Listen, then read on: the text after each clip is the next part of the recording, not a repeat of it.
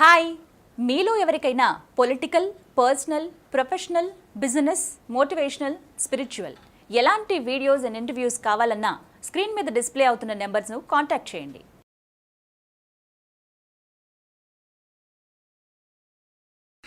రామ్ ప్రసాద్ గారు, లాస్ట్ ఒక 1 month, 1.5 months నుంచి స్టాక్ మార్కెట్లో పెద్ద ఎత్తున వాలటాలిటీ మార్కెట్ నడుస్తుంది. అంటే అస్థిరత్వత బాగా కొనసాగుతుంది గత 40-45 రోజులుగా.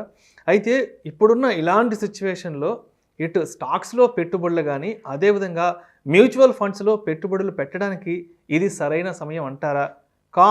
కాకపోతే ఇన్ కేస్ ఒకవేళ మరి ఎప్పటి వరకు వెయిట్ చేయాలంటారు? మరి దీనికి వేరే ఏదైనా ఆల్టర్నేటివ్ సోర్స్, వేరే మార్గాలు ఏమైనా ఉన్నాయా ఒకవేళ వెయిట్ చేయాలి అని అన్నదానికి? తప్పకుండా విష్ణు గారు. మార్కెట్ వాలటైల్ లేని మార్కెట్ చాలా తక్కువ ఉంటుంది. మీరు గత 40 ఏళ్ళుగా సెన్సెక్స్ని తీసుకున్నట్లయితే average return 17% and above including dividend వచ్చినప్పటికీను గత 40 ఏళ్లలో 15 ఏళ్ల పాటు మార్కెట్ నెగిటివ్ రిటర్న్ ఇచ్చింది. అది కూడా ఎంత మేరకు నెగిటివ్ రిటర్ను? 55%, 56% నెగిటివ్ రిటర్న్ ఇచ్చింది 2008లో. అలా సెవరల్ ఇన్సిడెంట్స్లో మార్కెట్ బాగా కరెక్ట్ అయింది. సో అండ్ ఇది ఎప్పుడు కరెక్షన్ అవుతుంది అనేది ఎవరైనా చెప్పలేం.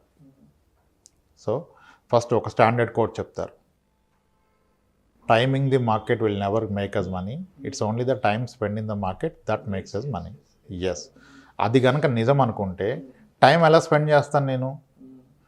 ప్రతి ఒక్కరి రిక్వైర్మెంట్ వేరున్నప్పుడు మన రిక్వైర్మెంట్ని బట్టి కదా మనం టైం స్పెండ్ చేస్తాం. అంటే మార్కెట్ని మీరు టైమింగ్ చేయొద్దు, మీరు ఎంతకాలం మార్కెట్లో ఉండగలరో దాన్ని బట్టి ఈ మార్కెట్ రైటా రాంగా మీకు అర్థమవుతుంది. ఇప్పుడు కూతురు పెళ్లి గురించి ఇన్వెస్ట్మెంట్కి వచ్చిన వ్యక్తికి అతని కూతురు కనుక 10 ఏళ్ల వయసులో ఉంటే ఇంకా 14-15 ఏళ్ల పాటు ఉండే అవకాశం ఉంది. కాబట్టి ఆయనకి ఈ మార్కెట్తో సంబంధం లేదు. 15 ఏళ్ళలో గోయింగ్ ఫార్వర్డ్ సెన్సెక్స్ కనీసం 12 నుంచి 14% అయితే ఇస్తుంది. సో అది దాన్ని ఆయన పట్టుకొని ఆయన ఎంటర్ అవ్వచ్చు.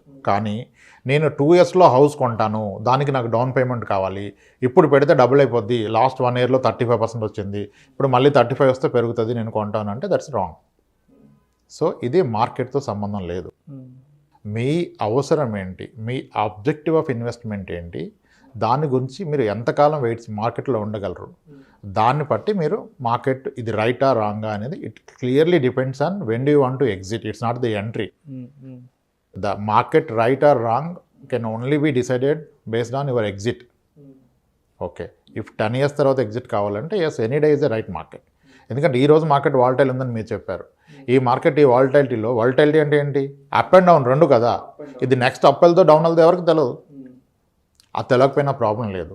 ఇంకా దీన్ని కొంచెం టెక్నికల్గా చెప్పాలంటే ఏం చెప్తారంటే అసెట్ అలొకేషన్ చేయండి అంటారు. అసెట్ అలొకేషన్ చార్ట్స్ ఈ మధ్య బాగా గూగుల్లో సర్క్యులేట్ అవుతున్నాయి. అసెట్ అలొకేషన్ అంటే ఒక 1 year తీస్తాడు వాడు. తీసి 2008లో సెన్సెక్స్ 55% పడిపోయింది, గోల్డ్ 22% పెరిగింది, ఫిక్స్డ్ ఇన్కమ్ ప్రొడక్ట్స్ 9% ఇచ్చాయి. ఇలా చూపిస్తారు. అంటే ఎవ్రీ ఇయర్ ఒక అసెట్ డౌన్ ఉంటుంది, ఒక అసెట్ అప్ ఉంటుంది. కోరిలేషన్ ఉంటుంది కదా, ఇప్పుడు గోల్డ్కి ఈక్విటీకి ఎలా ఉంటుంది, అలా డిఫరెంట్ అసెట్కి డిఫరెంట్ కోరిలేషన్ ఉంటుంది. వాటిని బేస్ చేసుకుని ఇలా ఉన్నాయి కదా మీరు అన్నిట్లో పెట్టండి అంటారు. నిజానికి నేనైతే పర్సనల్లీ కన్విన్స్డ్ కాదు దాంతో. మీరు 1 year మీ ఆబ్జెక్టివ్ ఉంటే 1 yearలో ఏది పర్ఫామ్ చేస్తుందో మీకు తెలియదు, కాబట్టి అన్నిట్లో పెట్టాలి. కానీ మీరు 10 years ఉన్నప్పుడు లాస్ట్ 10 yearsలో ఏది పర్ఫామ్ చేసిందో చూసి దాంట్లో పెట్టుకోండి కదా. 10 yearsలో గోల్డ్ ఎంత ఇచ్చింది? 7% ఇచ్చింది. 10 yearsలో ఈక్విటీ మార్కెట్ ఎంత ఇచ్చింది? 14-15% ఇచ్చింది. 10 yearsలో ఫిక్స్డ్ ఇన్కమ్ మార్కెట్ ఎంత ఇచ్చింది? 7.25 ఇచ్చింది. సో 1-2 years చెప్పలేరు, బట్ ప్రాబబ్లీ నెక్స్ట్ 10 yearsలో ఈ 10 years రిపీట్ అవుతుంది. నాట్ ఎగ్జాక్ట్లీ కాకపోవచ్చు, ఇంచుమించుగా అదే రిపీట్ అవుతుంది. కనుక మీ గోల్ 10 years ఉంటే డిఫరెంట్ అసెట్ క్లాసెస్లో ఏ అసెట్ క్లాస్ బెటర్గా చేస్తుందో over 10 years period are 5 years period దాన్ని మీరు చూజ్ చేసుకోండి. ఓన్లీ ఆబ్జెక్టివ్ ఈజ్ అవసరం ఏదైనా సరే ఎక్కువ రిటర్న్స్ తెచ్చుకోవాలనేదే ఆబ్జెక్టివ్. ఎన్ని మాటలు పైకి మాట్లాడినా ఎవరికైనా మనసులో ఏముంటుంది? నాకు ఎక్కువ రిటర్న్స్ రావాలనే ఉంటుంది. సో అసెట్ అలొకేషన్, ఈ అసెట్ అలొకేషన్కి మనకి మ్యూచువల్ ఫండ్స్లో డైనమిక్ అసెట్ అలొకేషన్ అనే ఫండ్స్ ఉన్నాయి. అంటే మార్కెట్ కండిషన్ బట్టి వాళ్ళు డిఫరెంట్ అసెట్స్ని చూజ్ చేసుకుంటారు. ఓకే, డెఫినెట్గా ఈ asset allocation funds pure equity funds కన్నా తక్కువ రిటర్న్ ఇస్తాయి ఓవర్ ఏ లాంగ్ రన్. కానీ ఒక వ్యక్తి కనుక లంసమ్ మనీ, హ్యూజ్ మనీ పెడుతున్నప్పుడు అతనికి వాలటైలిటీ వల్ల ఇంపాక్ట్ ఉండకపోవచ్చు, 10 years గట్టు కావాలి, డబ్బుల పరంగా ఇంపాక్ట్ ఉండకపోవచ్చు. కానీ అతని పెద్ద కార్పస్ మీద కనుక 2-3 లక్షలు తగ్గితే సైకలాజికల్గా ఆయన మీద ఇంపాక్ట్ పడుతుంది కనుక లంసమ్ మనీ ఉండి మీరు లాంగ్ రన్ ఉన్నా సరే రైట్ ఫిట్ ఏంటంటే అసెట్ అలొకేషన్. ఎక్కువ మనీకి చిన్న అమౌంట్ 5,000 10,000 ఎస్ఐపి పెడితే మీరు అంత చూసుకోవాల్సిన అవసరం లేదు, ప్యూర్ ఈక్విటీకి వెళ్ళిపోవచ్చు. దానికి గాను మీకున్న ఒకే ఒక best solution dynamic asset allocation funds or balanced advantage funds. ఈ ఫండ్స్లో ఏం జరుగుతుందంటే ఇప్పుడు మీరు చెప్పారు మార్కెట్ పడుతుంది కదా అని, అంటే గత 45 రోజులుగా మార్కెట్ వాలటైల్ అన్న విషయం మనం గుర్తిస్తే డెఫినెట్గా ఫండ్ మేనేజర్ గుర్తిస్తారు. వాళ్ళు గుర్తించడం వల్ల ఏం చేస్తున్నారు, ఈ డైనమిక్ అసెట్ అలొకేషన్లో కానీ బ్యాలెన్స్డ్ అడ్వాంటేజ్ ఫండ్స్లో కానీ ఈక్విటీ ఎక్స్పోజర్ తగ్గించారు వాళ్ళు. 46-48% ఉన్న equity exposure as now come down to 35-36% in this balanced advantage funds based on the market condition. వాళ్ళు కొన్ని ఇండెక్సెస్ ఉంటాయి, కొన్ని పారామీటర్స్ ఫాలో అవుతారు. ప్రో మార్కెట్ అని, యాంటీ మార్కెట్ అని డిఫరెంట్ స్ట్రాటజీస్, ఎవరి స్ట్రాటజీ వాళ్ళు గొప్పగా చెప్తారు. నిజానికి మ్యూచువల్ ఫండ్స్ కూడా ఎలా ఉంటుందంటే రియల్ ఎస్టేట్లో ఏ వెంచర్ అతను కూడా నాది యావరేజ్ వెంచర్ అని చెప్పాడు, నాది టాప్ బెస్ట్ వెంచర్ అంటాడు. ఎక్స్ట్రాడినరీ కొన్న ప్రతి కస్టమర్ కూడా నాకు వచ్చిన ప్రైస్ ఎవరికి రాలేదంటాడు. సిమిలర్లీ మ్యూచువల్ ఫండ్ కూడా ఒక కేటగిరీలో 10 ఫండ్ హౌస్లు ఆఫర్ చేస్తున్నప్పుడు ఎవరిని స్ట్రాటజీ వాళ్ళు చెప్పుకుంటారు. ఓకే, కానీ ఇక్కడ బాటమ్ లైన్ ఏంటంటే మార్కెట్ కండిషన్ బట్టి అసెట్ అలొకేషన్ ఈ ఫండ్లో జరుగుతుంది. ఇంకోటి ఆ ఫండ్ హౌస్ ఏం చేయాలండి, మనమే చేసుకోవచ్చు కదా అసెట్ అలొకేషన్. ఎస్, చేసుకోవచ్చు. గత 1 ఇయర్గా ఈక్విటీ మీకు 30% అబౌవ్ రిటర్న్ ఇచ్చినప్పుడు మీరు సన్నగా అసెట్ అలొకేషన్ చేయాలంటే ఏం చేయాలి, 30% వచ్చిన ప్రాఫిట్ని అమ్మేసి డెట్లోకి వెళ్ళాలి. మరి 30% ప్రాఫిట్ని విత్ ఇన్ 1 ఇయర్లో మీరు అమ్మితే మీకు short term capital gain tax పడుతుంది. మరి ట్యాక్స్ అనేది బర్డెన్ కదా ఎవరికైనా. అదే మ్యూచువల్ ఫండ్ లెవెల్లో mutual fund being a trust ఈ short term capital gain tax అనేది వాళ్ళకి అట్రాక్ట్ అవ్వదు. ఇన్వెస్టర్ చేతుల్లోకి వచ్చినప్పుడు మాత్రమే ఈ క్యాపిటల్ గెయిన్ ట్యాక్స్ అట్రాక్ట్ అవుతాయి. విత్ ఇన్ మ్యూచువల్ ఫండ్ వాళ్ళు ఎన్నిసార్లు చర్న్ చేసినా, అసెట్ అలొకేషన్ చేసినా, ప్రాఫిట్ బుకింగ్ చేసుకున్నా, వెయిటేజ్ పెంచుకున్నా తగ్గించినా ఈ ట్యాక్సెస్ పడవు. ఓకే, సో అందరూ ఒక TER చూసి అంటే మన భయ పెట్టిస్తున్నారు. 2% వెళ్ళిపోతుంది కదా మీకు, 2.5 1.6 వెళ్ళిపోతుంది అని. కానీ ఇక్కడ మీరు ట్యాక్స్ రూపంలో సేవ్ చేస్తుంది ఎంత? ఇప్పుడు 1 ఇయర్ బ్యాక్ మార్కెట్లోకి వచ్చి 30% రిటర్న్ తీసుకున్నాడు ఒక వ్యక్తి, అతను పెట్టింది ₹1,00,000. షార్ట్ టర్మ్ క్యాపిటల్గా ఈరోజు 30,000 ఉంది.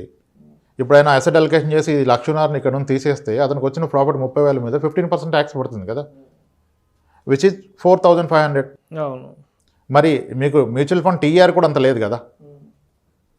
అండ్ నేను ఇండివిజువల్గా నేను ఎక్కడ గ్యాచ్ చేయగలుగుతాను, మార్కెట్ అప్ ఉందా, డౌన్ ఉందా, వాలటైలిటీ ఏంటి, అసెట్ అలొకేషన్ ఏంటి, నేను గ్లోబల్ మార్కెట్లో పెట్టాలా, గోల్డ్లో పెట్టాలా, రియల్ ఎస్టేట్లో పెట్టాలా, డెట్లో ఏ బాండ్స్, నేను ట్రెజరీ బాండ్స్ పిక్ చేసుకోవాలా, ప్రైవేట్ ఏమన్నా కార్పొరేట్ బాండ్స్ పిక్, ఇదంతా ఎక్కడ చేయగలుగుతారు ఒక individual. So best asset allocation is dynamic asset allocation fund are balanced advantage fund. Historically 2006 నుంచి ఉన్నాయి మనకి అవైలబుల్, మోర్ దెన్ 10 ఫండ్స్ ఉన్నాయి. వాటి యొక్క యావరేజ్ రిటర్న్ ఈజ్ అరౌండ్ 12.75 ఉంది. The best performing funds have delivered 14.25, but 12% అయితే 3-4 ఇయర్స్ ఉంటే ఎక్కడికి పోదు మీకు, irrespective of the market condition. Dynamic asset allocation funds or balanced advantage funds are the only solution to avoid this kind of volatility in the market with the peace of mind. మీ goal achieve అవుతారు, 12% above return రాగలుగుతుంది, and ఈ market correction వచ్చినా అవ్వదు. ఇంకోటి, ఇప్పుడు Sensex peak 62,000కి వెళ్ళింది కదా, today it is around 55-56,000. Market is corrected by 12%. ఈ 12% కరెక్ట్ అయిన 10 ఇయర్లో అసెట్ అలొకేషన్ ఫండ్స్ ఎంత కరెక్ట్ అయ్యే చూడండి మీరు, hardly those are corrected by 4%. ఇది ఇనిషియల్ కరెక్షన్. రేపు ఈ కరెక్షన్ కంటిన్యూ అయింది అనుకోండి, ఈక్విటీ మే ఫాల్ బై 30%. అంటే పడితే అని చెప్తున్నాను, పడితే నేను ఎక్కడ గ్యారంటీ చెప్పట్లేదు, బట్ ఈక్విటీ 30% కరెక్షన్ అయినప్పుడు ఈ asset allocation funds or balanced advantage funds hardly they may correct by 8%. ఎందుకు, ఇక్కడ పెట్టిన ₹100 ₹30 ఈక్విటీలో ఉంటుంది, ₹70 డెట్లో ఉంటుంది. డెట్ ఎలాగూ 5-6-7% ఇస్తుంది. ఈ 30లో 30% నిజంగా పోయినా నెట్ టు నెట్ అయినంత కరెక్షన్ ఉండదు కదా. So market right or wrong purely depends on your exit market. మీరు ఎప్పుడు ఎగ్జిట్ అవుతారు. మీరు 2030లో కనుక మీ అవసరం ఉంటే ఈరోజు మార్కెట్ ఇది రైట్ మార్కెట్. 2022, 23, 24, 25లో ఉంటే maybe this is not the right market to enter. ఇంకో విషయం చెప్తాను, జస్ట్ టు సింప్లిఫై దిస్, ఇంకా సింపుల్గా చేయడం వరకు. 1 ఇయర్లో కనుక మీకు ఒక అవసరం ఉంది, ఈరోజు నాకు పాప పుట్టింది, 1 ఇయర్ బర్త్డే గురించి నేను డబ్బులు వేస్తున్నాను అంటే, బర్త్డే అంటే క్లియర్గా 1 ఇయర్లో వచ్చేస్తుంది కదా, క్లియర్గా 1 ఇయర్లో బర్త్డే వస్తుంది. I can postpone birthday. December 22 అంటే December 22 బర్త్డే సెలబ్రేట్ చేయాలి. ఈరోజు మా నాన్నగారు ₹1,00,000 ఇచ్చారు నాకు. అప్పుడు ఈ 1 ఇయర్కి 1,00,000 ఎక్కడ పెట్టాలి నేనంటే, మార్కెట్ ఎంత పెరుగుతున్నా మార్కెట్కి వెళ్ళకూడదు, ఎందుకంటే 1 ఇయర్లో మార్కెట్ నేను ప్రెడిక్ట్ చేయలేను. పక్కన ఫ్రెండ్ చెప్తాడు, అరే నేను బయట ₹2 తెచ్చుకున్నాను, అదేదో నాకు నేను ఇస్తాను అంటాడు. సరే ఇస్తాడు ఫ్రెండ్, మంచిదే, కానీ ఎగ్జాక్ట్గా ఫ్రెండ్గా ఇవ్వగలుగుతాడు ఆ టైంకి? December 22కి ఇవ్వలేకపోవచ్చు కదా. సో 1 ఇయర్కి మీకు సేఫ్టీ కావాలి అంటే మీ money you have to invest only in fixed deposit. Banker ఖచ్చితంగా 4.35 ఆర్ 4.5% ఇస్తాడు 1 ఇయర్కి. కానీ మనం ఏం చేస్తాం, ఈ 1 ఇయర్ అవసరం ఉన్నప్పుడు ఈ 1 ఇయర్లో 4% చాలా తక్కువ కదా, కాస్త ఎక్కువ రిటర్న్ వచ్చి చూస్తాం. మ్యూచువల్ ఫండా, స్టాక్సా, ఎవరికన్నా వడ్డీకి ఇద్దామని చూస్తాం. కానీ అదే ఇప్పుడు మీ నాన్నగారు ఒక 5 లక్షలు ఇచ్చారు, మీ పాప మ్యారేజ్ కొరకని ఇచ్చారు, అప్పుడు మాత్రం గుడ్డిగా ఫిక్స్డ్ డిపాజిట్లో పెట్టేస్తారు. 15 ఇయర్స్ ఉంది కదా, ఎఫ్డీలో పెట్టేసేయండి, మంచి పని, పాప పేరు మీద అంటాడు. 15 ఇయర్స్లో ఈ 5 లక్షలు కాస్త 10 లక్షలే అవుతుంది, ఇన్ఫ్లేషన్ బీట్ చేయదు, కానీ అప్పుడు దానికి వెళ్ళిపోతారు. షార్ట్ టెన్యూర్కి FD sir fixed income products ఎంత కరెక్టో, లాంగ్ టెన్యూర్కి ఈక్విటీ ఎంత కరెక్ట్. మీరు లాంగ్ టెన్యూర్ ఇన్వెస్ట్ అయినప్పుడు మార్కెట్ని ఎవరు ప్రెడిక్ట్ చేయలేరు ప్రాపర్గా. అప్పుడు మీరు any market is the right time for you. Thank you so much Ramprasad garu. Market వాలటాలిటీలో నడుస్తున్నప్పుడు మరి పెట్టుబడులు పెట్టేటప్పుడు ఎటువంటి నిర్ణయాలు తీసుకోవాలి అనే అంశం గురించి ప్రేక్షకులకు మీ విశ్లేషణ ద్వారా చాలా అద్భుతంగా వివరించారు. Thank you so much sir. Right sir, thanks.